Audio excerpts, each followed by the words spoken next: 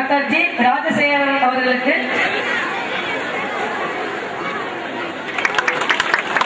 மாணவர்கள் கரவொலி எழுப்பி தங்களுடைய பயிற்சியத்திற்காக இந்த கௌரவம் வழங்கப்படுகிறது. உயர் திரு CSC சிவமுருகன் நாடார் அவர்களுக்கு, அமலாளர் ஆர் சக்திவேல் நாடார் அவர்கள், ரமேஷ்பாபு நாடார் அவர்களுக்கு, ராஜேஷ் கண்ணா நாடார் அவர்களுக்கு, கல்வி தந்தை காமராஜர் இளைஞர் எங்கள் பள்ளியின் பொருளாளர் ஆர் ராம்தாஸ் நாடார் அவர்களுக்கு, கல்வி தந்தை வெங்கடேசன் நாடார், மதிப்பிற்கு மரியாதைக்குரிய எங்கள் பள்ளி தலைமை ஆசிரியர், எங்கள் பள்ளி தமிழாசிரியர் உயர்ந்து இருப்பார்கள்.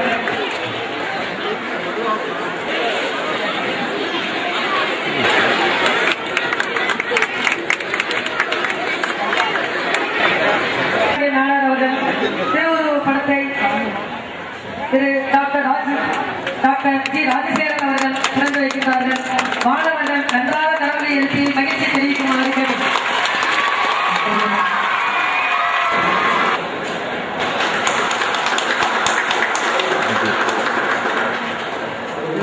அப்படியே உள்ள வாங்க சார்.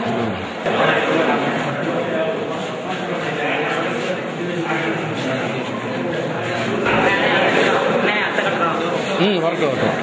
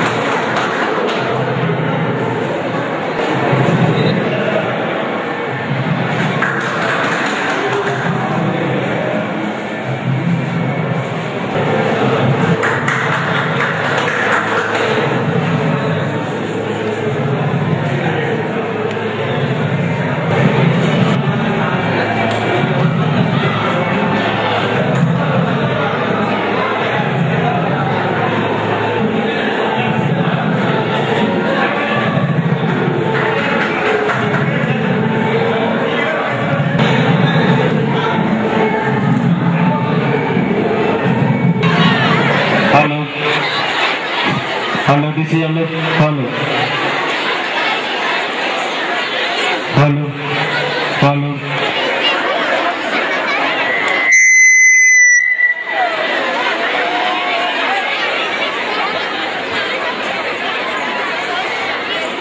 Hello.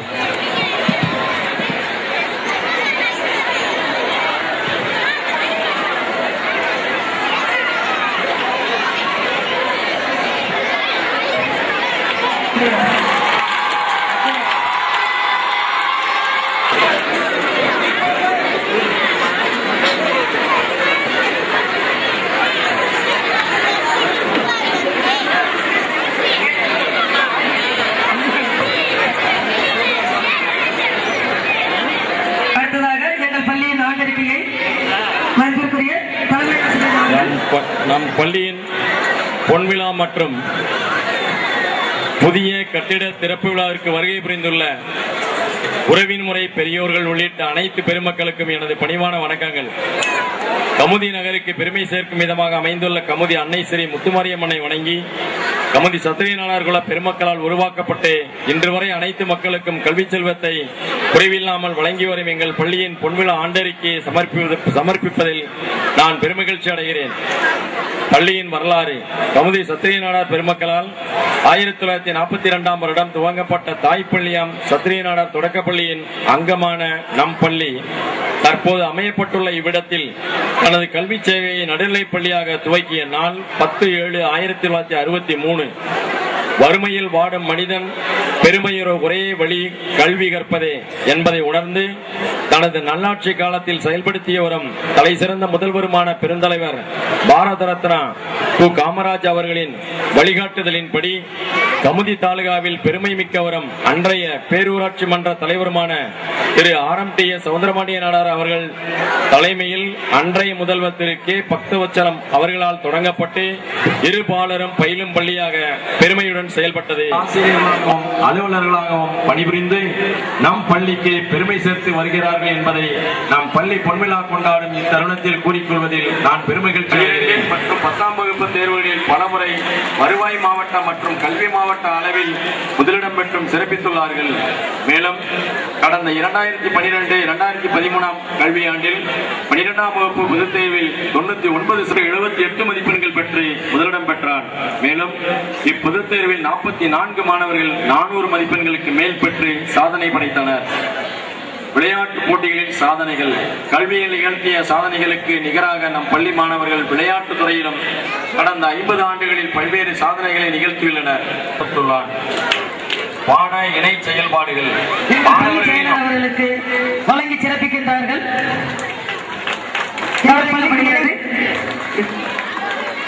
முஸ்லிம் ரஹ்மானியா மேல்நிலைப் பள்ளி அம்மன் படம் பிடித்த நினைவு பரிசு வழங்கிய கல்வி தந்தை காமராஜர் இளைஞர் நற்பணி மன்றத்தின் தலைவர், பொருளாளர், செயலர், பொருளாளர், உறுப்பினர் அனைவருக்கும் எங்களது பள்ளியின் சார்பாக மனமார்ந்த நன்றியை தெரிவித்துக் கொள்கிறோம். மேல்நிலைப் பள்ளிக்கு எங்களது மனமார்ந்த நன்றியை தெரிவித்துக் கொள்கிறோம். பள்ளி தலைமை ஆசிரியர் அவர்களுக்கு பொன்னாடை பொருத்தி கௌரவிக்கின்றார்கள். ஆசிரியர்களுக்கும் எங்களது மனமார்ந்த நன்றியை நாங்கள் தெரிவித்துக் கொள்கிறோம். மாணவர்கள் கரவொலி எழுப்பி உறுப்பினர் பெருமக்கள் அனைவரையும் மேடைக்கு வருமாறு அன்போடு அழைக்கின்றோம்.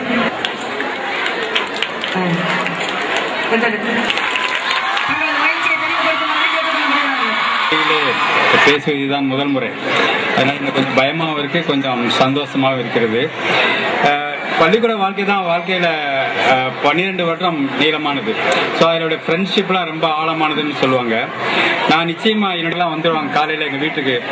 நாங்கள் குளிக்க போனோம்னா ஆற்றுல குளத்துல எல்லாம் குளிச்சுட்டு பள்ளிக்கூடம் வந்துட்டு பள்ளிக்கூடம் முடிச்சோடனே மறுபடியும் விளையாட கிளம்பிடுவாங்க. அது விளையாண்டுட்டு நாங்கள் ஸ்கூலில் படிக்கும்போது டென்னிக்காய்ட், பேட்மிண்டன்லாம் நாங்கள் டிஸ்ட்ரிக்ட் லெவலெல்லாம் போய் விளையாண்டு வந்தோம். பட் அதனால எங்கள் அம்மா அடிக்கடி சொல்லுவாங்க, உடனத்தவனை பாடுறாம்பாங்க. உடனத்தவன் யாரும் கிருஷ்ணமூர்த்தி தான். ஏன்னா எங்கள் வீட்டை விட்டு வெளியே வந்து பார்த்த உடனே கிருஷ்ணமூர்த்தி வீடு தான் தெரியும். கடையில் அவங்க அப்பா முன்னால இருந்து வியாபாரம் பண்ணுவாரு. அவன் அப்படியே புத்தர் மாதிரி ஒரு பத்மாசனத்தில் உட்காந்து படிச்சுட்டே இருப்பான். அவன் நல்லா படிச்சதுனாலதான் நான் படிச்ச வருஷத்துல அவன் தான் ஸ்கூல் ஃபர்ஸ்ட் வாங்கினான். நாங்களாம் சுத்தி விளையாண்டுட்டு தான் இருந்தோம். அப்ப நாங்க படிக்கும்போது என்ன பிரச்சனைனா, பள்ளிக்கூடத்துல 12 வருடம் தமிழ்லே படிச்சுட்டு காலேஜுக்கு போனோடனே கொஞ்சம் கஷ்டமா இருக்கும். அப்ப எங்களுடைய வாழ்க்கையில என்ன நடந்தது என்றால், அப்ப KRS நம்ம ஹெட்மாஸ்டர் வந்து ஜாயின் பண்ணாரு. அது உண்மையிலேயே அவர் ரொம்ப ரொம்ப ரொம்ப ரொம்ப டெடிகேட்டட் டீச்சர். அதாவது பெஸ்ட் டீச்சர், கிரேட் என்ன வேணாலும் சொல்லலாம். ஏன்னா நான் ஒரு கல்லூரியில சேலத்துல 10 வருஷம் வாத்தியாரா இருந்தான். பட் இருந்தாலும் அவர் மூலம் யாராலும் ஒர்க் பண்ண முடியாது. ஏன்னா அவர் வந்து சேர்ந்த உடனே எங்களை எல்லாம் தெரிஞ்சுக்கிட்டாரு. எங்களுக்கு ஆங்கில அறிவு ரொம்ப குறைவுன்னு தெரிஞ்சிருச்சு. உடனே அவர் என்ன பண்ணாருன்னா, எங்களுக்கு ரெகுலர் கிளாஸ் முடிஞ்ச உடனே ஸ்பெஷல் கிளாஸ் வைப்பாரு. ஆங்கிலத்துல எல்லாம் படிச்சு ஒண்ணுமே தெரியாது. ஏபிசில இருந்து ஆரம்பிச்சார் 9th ஸ்டாண்டர்ட்ல. பண்ணி present tense, past tense, future tense கொண்டு போய் அப்ஸ்ட்ராக்ட் திங்கிங் வரைக்கும் சொல்லி கொடுத்தாரு. எழுதி முடிச்ச உடனே பேப்பர் வந்த உடனே என்னை பிரின்சிபல் கூப்பிடுறாருன்னு சொன்னாங்க. எனக்கு ரொம்ப பயமா போச்சு, நமக்கு என்ன ஆயிடுச்சோன்னு சொல்லிட்டு போனேன் பிரின்சிபல்ட்ட. அப்ப அவர் சொன்னார், அவரு ரொம்ப கங்க்ராச்சுலேஷன் சொன்னார். எனக்கு ஆச்சரியமா இருந்துச்சு. நீதான் இங்கிலீஷ் செகண்ட் பேப்பர்ல ஃபர்ஸ்ட் மார்க்னாரு காலேஜ்ல. எனக்கு ரொம்ப ஆச்சரியமா இருந்துச்சு. இங்கிலீஷ் செகண்ட் பேப்பர் வந்து கிராமரும் ஜெனரல் நாலேஜும் உள்ளது. ஏன்னா அந்த நேரத்துல ஒரு கிராமத்துல இருந்து வந்து நம்ம போய் ஃபர்ஸ்ட் மார்க் எடுத்து அப்ப நினைச்சு பார்த்தேன். என் கண்ணு முன்னால தெரிஞ்சது யார் என்றால் KRS தான். சோ அவங்க சண்டை போடுறது, வால் சண்டை, அது மாதிரிலாம் சொல்லும் போது நமக்கு ரொம்ப ரொம்ப இன்ட்ரெஸ்ட் ஆகி அதுல ரொம்ப இன்வால்வ் ஆகி வந்தேன். இன்னும் சொல்ல போனா எனக்கு ஹிஸ்டரி தான் படிக்கணும்னு ஆசைப்பட்டேன். வேத சிரமணி என்ன மேத்ஸ் படிக்க சொன்னாரு. எங்க அப்பா தான் என்னை வந்து மருத்துவம் படிக்க சொன்னார். சோ இந்த நமக்கு வந்து ஒரு படிப்பையும் ஒரு கல்வியை மற்ற பல முகங்களையும் நமக்கு கொடுத்தது இந்த பள்ளிக்கூடம் தான். அதனால நான் எல்லாத்தையும் என்ன சொல்லுவேன்னா, பள்ளிக்கூடம்ங்கிறது நம்ம தகப்பன் போல என்று சொல்வது. எப்படின்னா, வள்ளுவன் சொன்னான் அல்லவா, அதாவது தந்தை மகனுக்கு காட்டும் போது என்னன்னு அவையில் முந்தி இருப்ப செயல். இன்று நாம் அனைவருமே அவையில் முந்தி இருப்பதற்கு காரணம் இந்த பள்ளிக்கூடம் தான். நம்ம என்னாலும் நல்லவனா இருக்கலாம் நினைக்கலாம். இந்த நல்லவனா இருக்கிறது அல்லது நல்லதே நம்ம பேசணுங்கிறது நினைச்சு பார்க்கும்போது எனக்கு ஒரு புத்தகம் நான் படித்தேன். ஆக்சுவலா சுவாமி அபேதானந்தான் ராமகிருஷ்ண பரமஹம்சருடைய ஒரு சிஷ்யர். அவர் அதுல என்ன எழுதியிருப்பாருன்னா, ஒரு மனுஷன் எல்லாரும் நினைச்சாங்க எப்படி மயக்கமா கிடக்கிற காதையில சொல்லிட்டே இருக்காங்களே அப்படின்னு எல்லாம் நினைச்சிட்டு இருந்தாங்க. பட் ஆனா 45 நாள் ஒரு மயக்க நிலைமையில இருந்தாங்க. அதுக்கப்புறம் ஒரு 15 நாள் கழிச்சு நல்லாயி வந்த உடனே நான் அவங்ககிட்ட கேட்டேன், உங்களுக்கு என்ன ஆயிடுச்சு அந்த மாதிரி மயக்கமா இருக்கும் போது என்ன செஞ்சேன்னு கேட்டேன். அவங்க சொன்னாங்க, எனக்கு ஒன்னும் நினைவில்லை டாக்டர், ஆனா நான் கடவுளை பார்த்தேன்னு சொன்னாங்க. என்ன கடவுளை பார்த்தேன்னா என்ன சொல்றேன்னு கேட்டோன்னே எனக்கு வெள்ளையா ஒரு உருவம் தெரிஞ்சாங்க. நான் தான் வெள்ளை சட்டை போட்டுருந்தேன்னு நினைச்சேன். அப்ப சொன்னாங்க அவங்க, நீ கவலைப்படாதீங்க, நீ நல்லா ஆயிடுவீங்க, நல்லா கடவுள் என்று சொல்லிட்டே இருந்தாரு. நான் எனக்கு வைத்தியத்தோட நீங்க சொன்னதே எனக்கு தெரிஞ்சது, அந்த நம்பிக்கையிலே நான் நல்லா ஆயிட்டேன் அப்படின்னு சொன்னாங்க. அதனால ஒரு நல்ல வார்த்தை சொல்லும் போது நல்லது நடக்கும் என்றது உண்மை. அதனால அதுக்கப்புறம் நான் என்ன பண்ணுவேன்னா, நான் ஹாஸ்பிட்டல்ல பேட் கேஸ் பார்க்க போனா பேர் மட்டும் கேட்பேன். பேட்டு ராமசாமி பயப்படாத நல்லா ஆயிடுவேன்னு சொல்லுவேன். மயக்கமா இருக்கிறவங்ககிட்ட, நல்லா இருக்கவங்ககிட்ட நீங்க நல்லா இருப்பீங்க 100 வருஷம் இருப்பீங்க, ரொம்ப சந்தோஷப்படுவாங்க. அட்டெண்டர்லாம் ஓடியாண்டான் சண்டைக்கு வந்தேன். என்ன கேட்டேன்னா, யார் 100 வருஷம் அந்த கிழவியை பார்த்துக்கிட்டு வந்தாங்க. ஏன்னா இன்னைக்கு நிலைமை வந்து தாய் தகப்பனை யாரும் பார்க்கறதே இல்லை. இன்னும் பசுமை நிறைந்த நினைவுகளை எங்களோடு பகிர்ந்து கொண்ட டாக்டர் SKC ஈஸ்வரதாஸ் அவர்களுக்கு மனமார்ந்த நன்றியை தெரிவித்துக் கொள்கிறோம். மந்திர பேச்சால் அடுத்ததாக இவர் எங்களுடைய பள்ளியின் முன்னாள் மாணவர் என்பது குறிப்பிடத்தக்கது. அடுத்ததாக என் முன்னாள் மாணவர் என்று கூறிக்கொள்வதில் பெருமிதம் அடைகிறோம். அடுத்ததாக பெருமகிழ்ச்சி அடைகிறோம். அடுத்ததாக பாடம் பயின்று கல்வி வென்றவர் என்பதில் நாங்கள் பெருமிதம் கொள்கிறோம். எங்கள் பள்ளி தலைவர் அவர்கள் பன்னாடை பொருத்தி கௌரவிப்பார்கள். மனமார்ந்த நன்றியை தெரிவித்துக் கொள்கிறோம். செயலர் அவர்கள் பன்னாடை பொருத்தி கௌரவிப்பார்கள். என்னை இங்கு அழைத்து கௌரவித்ததற்கும் என்னை இங்கு பேசுவதற்கு அழைத்ததற்கும் இங்குள்ள நிர்வாக கமிட்டியினுடைய மெம்பர்கள் எல்லோருக்கும் எனது வணக்கம். இங்கு மேடையில் குழுவி இருக்கிற பெரியவர்களுக்கும் இங்கு மேடைக்கு முன்னால் இருக்கும் பெரியவர்களுக்கும் சிறியவர்களுக்கும் எல்லோருக்கும் என்னுடைய அன்பு கலந்த வணக்கம்.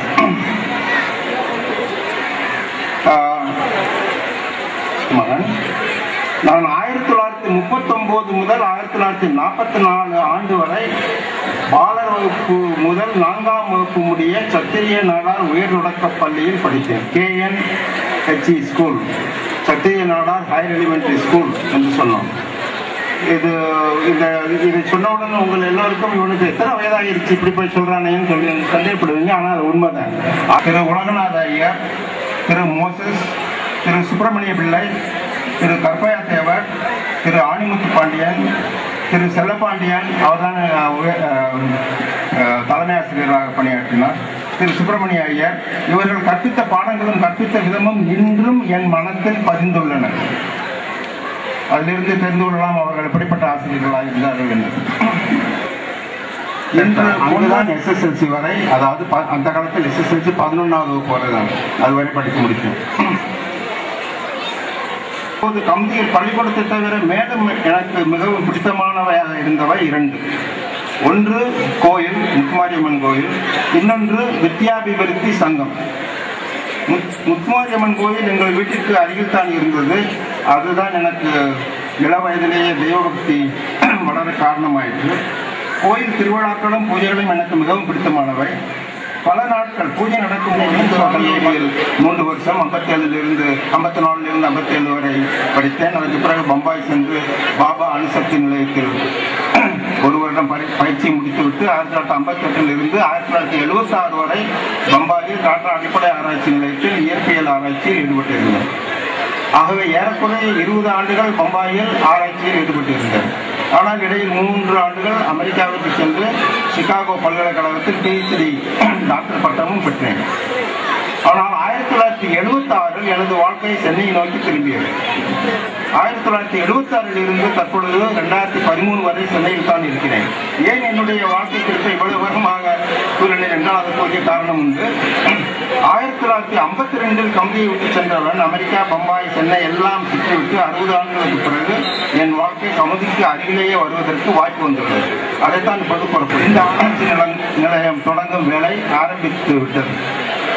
தேனி மாவட்டத்தில் ஒரு மலையை குடைந்து ஒரு பெரிய ஆராய்ச்சி நிலையம் அமைக்கப்படும். இது ஒரு பெரிய ஆராய்ச்சி திட்டம். 1500 கோடி ரூபாய்க்கு மேல் செலவாகும் இதற்கு.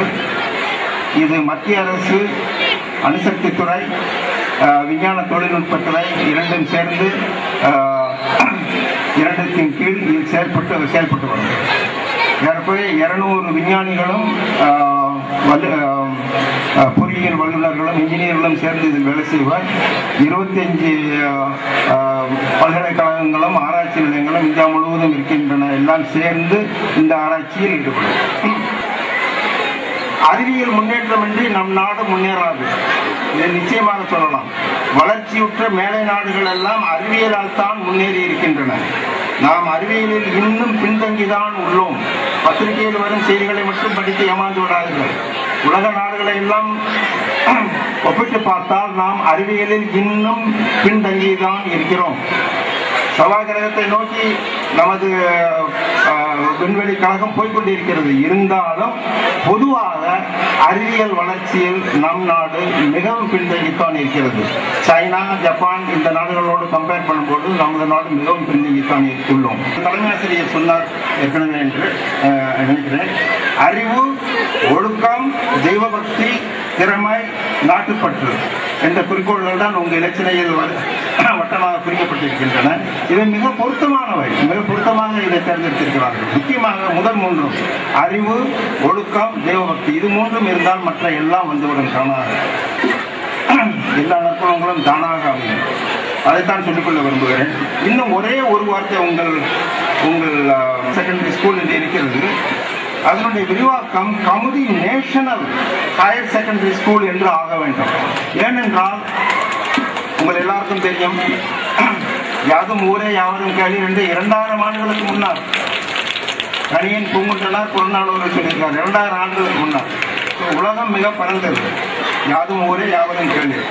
நமது நாட்டில் நாம் இன்னும் நாடார், செட்டியார், கல்லூரியாக கூட பரிணமிக்க வேண்டும் என்று வாழ்த்துகிறேன். நன்றி, வணக்கம். எல்லோருக்குமே வணக்கம். நான் பேசப்போவது 5 நிமிடம் தான். இந்த பொன்னாண்டு விழாவினை கலந்து கொண்டு இங்கு பேசும் சந்தர்ப்பம் அளித்த எனக்கு மிக்க மகிழ்ச்சி அளிக்கிறது. 50 ஆண்டுகள் என்பது உலகம் உருவாக்கிய காலத்தோடும் மனித குலம் தோன்றிய காலத்தோடும் ஒப்பிடும் பொழுது ஒரு சிறு துளி, மலைத்துளி போன்ற ஆகும். ஆனால் ஒரு மனித வாழ்க்கையோடு ஒப்பிடும் பொழுது 50 ஆண்டு காலம் என்பது பெரும் பகுதி, 2 தலைமுறைகள் என்று சொல்லலாம். எனவே 50 ஆண்டு காலம் என்பது பெரிய பகுதி. எனவே அதை பற்றி சிந்தித்து நாம் வந்த வழி சரிதானா, இல்லை நம்ம வழியை மாற்றி அமைக்க வேண்டுமா என்று யோசிக்க வேண்டும். ஏன் அது மாதிரி நாம் வெறும் கொண்டாட்டத்தில் மட்டும் இருப்போமா, இல்லது நம்ம வந்த வழி சரியானா என்று வினா எழுப்பி ஆராய்வோமா? அது ரொம்ப முக்கியம் ஒன்றாகும். நாம் இதை பார்ப்போம். நம்ம 50 ஆண்டுகள் சரியான பாதையில் வந்தோமா, இல்லது மாற்றங்கள் தேவையா? நான் ஊரை விட்டு சென்று 46 வருடங்கள் ஆகிவிட்டன.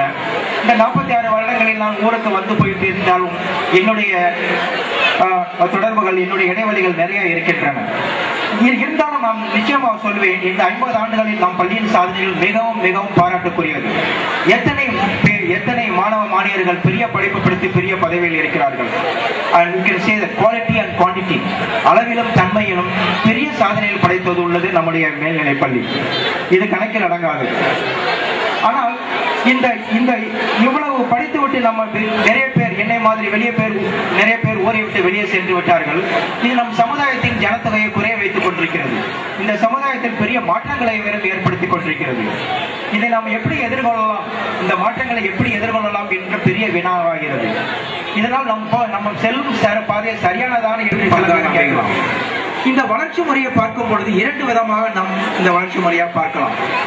1வது முறை, மாணவ மாணவியர்களை ஒரு சில குறுகிய ஒருங்கிணைந்த பாதையில் செலுத்தி போக்கஸ்ட் என்று சொல்வார்கள். நிறைய இந்த பாடங்களில் நிறைய மார்க் வாங்க வேண்டும், இந்த பாடங்களில் நிறைய மார்க் வாங்க வேண்டும்.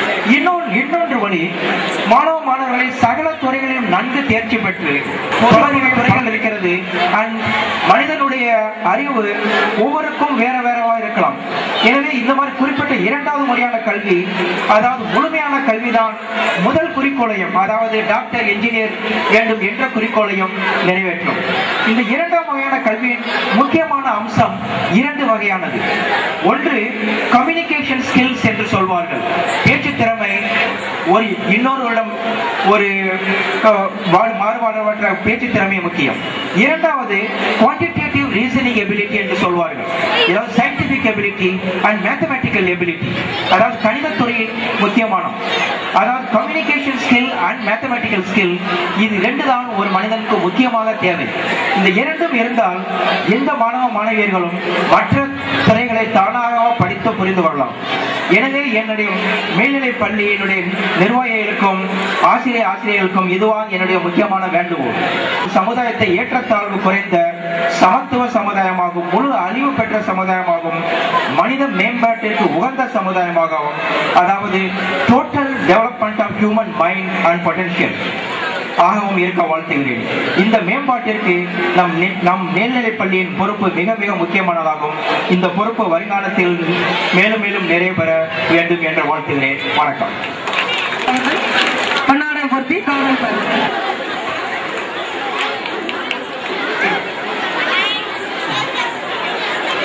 மாணவர்கள் கரவொலிகளுக்கு தங்களது அடுத்ததாக டி. நாகநாதன் சிவமுருகன் அவர்களே, முன்னிலை வைத்துக் கொண்டிருக்கக்கூடிய அம்பலகாரர் சக்திவேல் அவர்களே, சேர்மன் சூறாவளித்துறை எஸ்கேசி ரமேஷ் பாபு அவர்களே, ஏனைய ட்ரஸ்டி பெருமக்களே, ஏனைய கமிட்டிகளுடைய நிர்வாகஸ்தர்களே, சென்னை, மதுரை மற்றும் காரைக்குடி சங்கங்களில் இருந்து வந்திருக்கக்கூடிய நமது நாடார் பெருமக்களே, முஸ்லிம் ஜமாத் மற்றும் செட்டியார் உறவு முறையிலிருந்து வந்திருக்கக்கூடிய பெரியவர்களே, பிற பள்ளிகளிலிருந்து வந்திருக்கக்கூடிய தலைமை ஆசிரியர் பெருமக்களே, தாளாளர் பெருமக்களே, நமது பள்ளியின் முன்னாள் தலைமை ஆசிரியர்களே, ஆசிரியர் பெருமக்களே, மாணவ செல்வங்களே, இந்த பள்ளியினுடைய செயலாளர் மற்றும் நிர்வாகத்தினர்களே, இருபால் ஆசிரியர் பெருமக்களே, மாணவ செல்வங்களே, உங்கள் அனைவருக்கும் இந்த இனிய மாலை வணக்கத்தை தெரிவித்துள்ளேன்.